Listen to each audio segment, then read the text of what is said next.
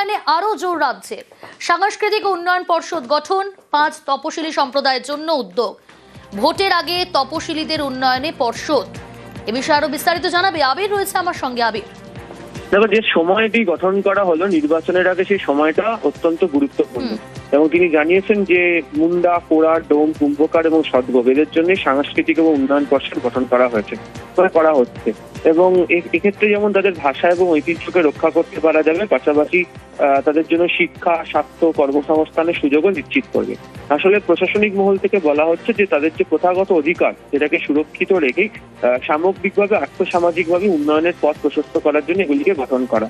এবং তুমি জানো যে 2013 সাল থেকে এই ধরনের বহু প্রচেষ্টা রাজ্যের তরফ থেকে করা হয়েছে।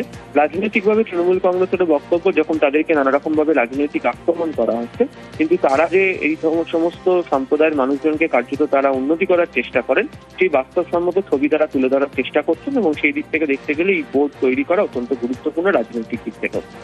বেশ।